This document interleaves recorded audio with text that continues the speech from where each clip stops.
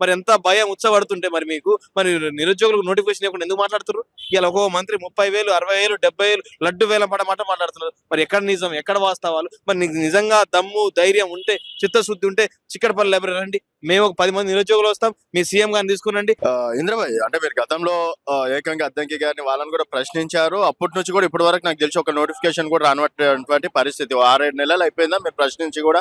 నేను ఆ రోజే చెప్పాను, ఈ దొడ్లో ఉన్న గొడ్డైనా మారుతుంది కానీ కాంగ్రెస్ పార్టీ నాయకులు మారారు, వీళ్ళకి శివు నెత్తురు లేదు, వీళ్ళు ఒక తల్లికి పెట్టిన పిల్లలు కాదని ఆ రోజు చెప్పిన. ఎందుకంటే మేము అడిగి కూడా 6 నెలలు దాటిపోయింది. ఆ రోజు అద్దంకి దయాగర్ గారు కానీ లేకపోతే వేరే వాళ్ళు ఎవరైనా కానీ ఆ పొజిషన్ ఎవరున్నా కూడా చేయని పరిస్థితి. నేను ఆ రోజు చెప్పాను, వీళ్ళు చేయరా నాయన, వీళ్ళు అట్నే అంటారు, మాయ మాటలు అంటారు, సీఎం దగ్గర తీసుకెళ్తున్నారు, బట్టి గారి దగ్గర తీసుకెళ్తున్నారు, ఏ ఒక్క మాటలు కూడా నిజం లేదు. ఇలా దాదాపు 6 నెలలు అయిపోయింది. 6 నెలలు అయిపోయినా కూడా ఒక్క నోటిఫికేషన్ లేదు. గత ప్రభుత్వం ఇచ్చిన నోటిఫికేషన్ మందికి పుట్టిన పిల్లని, మా పిల్లని పేరు పెట్టుకుంటారు, ముద్దు పెట్టుకుంటున్నారు, ఇంకా వాళ్ళకి అన్ని ఇస్తున్నారు. మేము అదే అడుగుతున్నాం, మీరు ఇవ్వాల్సిన 2 లక్షల ఉద్యోగాలు ఎక్కడికి పోయినాయి? మీరు మొదటి సంవత్సరం 2 లక్షల ఉద్యోగాలు అన్నారు కదా, అది ఎక్కడికి పోయినాయి? దాని గురించి ఎందుకు మాట్లాడతలేరు? అదే విధంగా ఇలా రాష్ట్రంలో ప్రతి సంవత్సరం 9,000 మంది రిటైర్ అవుతున్నారు. మరి ఆ ఉద్యోగాలు ఎవరికి పోతున్నాయి? అందరి కొడుకుకి ఇస్తే సరిపోతుందా? వేరే వాళ్ళ కొడుకులకి ఇస్తే సరిపోతా? మరి ఇలా నిజంగా నిజాయితీగా చదివిన బిడ్డలకి ఉద్యోగాలు వద్దా? ఇలా తెలంగాణ రాష్ట్రం దేనికోసం కూడా తీసుకున్నాము? నిధులు నియామకాల గురించి. నిధులేమో ఆంధ్ర రాష్ట్రానికి వెళ్ళిపోయినాయి, నియామకాలేమో ఆంధ్రోలు. ఇవ్వాలి గ్రూప్ 1 విషయంలో దాదాపుగా 60-70 మంది ఆంధ్రోలు వచ్చి కూర్చున్నారు. మరి ఆంధ్రోలు ఇలా ఓపెన్ లో రాకుండా మన కేటగిరీలో వచ్చారు. మరి ఏ విధంగా వచ్చారు, ఎక్కడ వచ్చారు అనేది విషయం ఎక్కడ కూడా స్పష్టంగా చెప్పట్లేరు.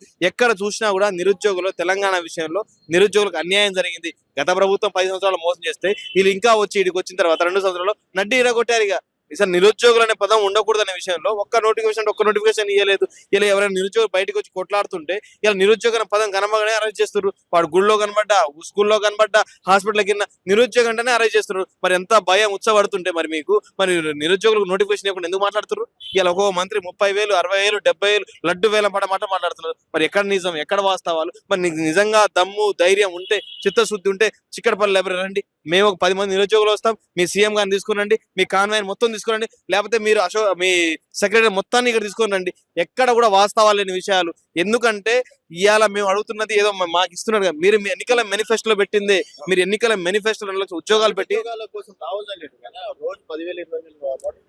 దావోస్ లేదు, దొండపాడలేదు, ఏడబోయలేదు, అన్ని ఎంజాయ్ చేయడానికి, ఇలా చంద్రబాబుని కలవడానికి, ఇక్కడ ఉంటే తెలిసిపోతే అని చెప్పి దావోస్ లో ఇలా పర్యటన పేరు అని చెప్పి, బిజినెస్ పేరు అని చెప్పేసి మన ఆత్మవిశ్వాసం, మన ఆత్మగౌరవము చంద్రబాబు కాళ్ళ దగ్గర పెట్టడానికి పోయింది. ఇలా మీకు అర్థమవుతూనే ఉన్నది. ఇలా మీరు ఆ చిరంజీవి పక్కన పొంగులేటి శ్రీనివాస్ పక్కన కూర్చోబెడతాడు, దుద్దుల శ్రీనివాస్ అవతల కూర్చోబెడతాడు, ఈయన పక్కన మాత్రం డిప్యూటీ సీఎం పవన్ కళ్యాణ్ అన్నని మాత్రం పక్కన కూర్చోబెడతాడు. ఇలా మనోళ్ళ కంటే ఆంధ్రోళ్ళు ఎక్కువైపోయారు నాకు. ఎందుకంటే మన ఖమ్మం సభలో కూడా చూసినాం, ఇలా టీడీపీ జెండాలు కనబడుతున్నాయి. ఇలా మీరందరు రావాలి, బీఆర్ఎస్ ని పొందబెట్టాలి. అసలు అన్యాయం చేసిందే టీడీపీ కదా. ఆ రోజు 2 కళ్ళ సిద్ధాంతం అని చెప్పేసి ఇలా తెలంగాణ మోసం చేసిందే ఆంధ్ర కదా. మరి దాని గురించి ఎవరు మాట్లాడతలేరు, దాని గురించి ఎవరు కూడా ఇలా ప్రశ్నిస్తలేరు. ఇలా తెలంగాణ అన్యాయం చేసిందే టీడీపీ పార్టీనే. అందరికి తెలుసు ఆ విషయం. ఆ రోజు ఎన్టీఆర్ నీళ్లు నిధులు అని చెప్పేసి అన్ని దోచుకొని పోయిండు. ఆ రోజు కూడా అన్ని ప్రాజెక్టులు, శ్రీశైలం ప్రాజెక్టుతో సహా కూడా ఎన్టీఆర్ మనల్ని తెలంగాణ బిడ్డలకు అన్యాయం చేసిండు. ఇలా 10 జిల్లాలు ఉన్న తెలంగాణలో ఎవరికి న్యాయం చేయలేదు. ఇలా ఆంధ్రలో ఒక్కో సిటీకి వెళ్ళి ఒక పట్టణం, రాజమహేంద్రవరం కానీ, కాకినాడ కానీ, ఎక్కడికి వెళ్ళినా కూడా మంచి మంచి పట్టణాలు ఉన్నాయి. ఇలా తెలంగాణలో ఒక పట్టణం లేదు. ఇలా తెలంగాణ వచ్చిన తర్వాత మంచి మంచి జిల్లాలు ఏర్పడ్డాయి. దాన్ని చూసుకొని ఇలా కళ్ళు మండి మన మీద ఇలా ఆంధ్రోలు మన మీద ఇంకోసారి దాడి చేసే ప్రయత్నం రేవంత్ రెడ్డి మార్గంలో వస్తున్నారు. తస్మాత్ జాగ్రత్త. నిరుద్యోగులైనా సరే, ప్రజలైనా చూసుకోండి, గ్రహించండి ఏం చేస్తున్నారు ఈ పరిపాలనలో. ప్రజాప్రభుత్వం అని చెప్పేసి ప్రజలను నాశనం పట్టిస్తున్నారు. అమ్ముకున్న ఉద్యోగాలకేమో ఎగ్జామ్లు పెడుతున్నారు, మీ పిల్లలను నాశనం చేస్తున్నారు. ఎప్పుడో అమ్ముకున్నారు ఉద్యోగాలని, ఇలా ఎగ్జామ్ పెడుతున్నారు. మనమేమో నిజంగా ఎగ్జామ్లు పెడుతున్నాం అని చెప్పేసి లక్షలు ఖర్చు పెట్టి ఇన్స్టిట్యూట్ కాడికి వస్తే వాళ్ళు ఉద్యోగాలు అయిపోయినాయి, ఇలా మీకు ఉద్యోగాలు లేవని చెప్పే పరిస్థితికి వచ్చినారు. ఇలా ప్రైవేట్ ఉద్యోగాలు తీసుకు అదే మాట మరి ఎలక్షన్ టైంలో చెప్పపోయినా, మా శాత కాదు, మాకేం కాదు, 2 లక్షల ఉద్యోగాలు ఇవ్వలేరు నాయన, మీ చదువుకోరు, లేకపోతే పాల ప్యాకెట్లు అమ్ముకోండి, లేకపోతే యూరియా ప్యాకెట్లు అమ్ముకోండి. ఆ రోజు చెప్పిపోయినావు, ఇలా మా దగ్గర రాలేదని చెప్పేసి ఇలా 2 లక్షల ఉద్యోగాలు లేవు, అయిపోయిన మాటలు ఎందుకు మాట్లాడుతారు? మీ ఇంట్లో అందరికి ఉద్యోగాలు సరిపోయా? ఇలా ఒక్కొక్కరు ఎమ్మెల్యేలు, మంత్రులు ఇంట్లో 2 ఉద్యోగాలు, డిప్యూటీ బట్టి విక్రమార్క, డిప్యూటీ మల్లు రవి వాళ్ళ 2 ఉద్యోగాలు, మా జానారెడ్డి కొడుకు 2 ఉద్యోగాలు, అందరికి 2 ఉద్యోగాలు. మరి మాకు ఉద్యోగాలు అవసరం లేదా? మరి ఏం మాట్లాడుతారో అర్థం కావట్లేదు.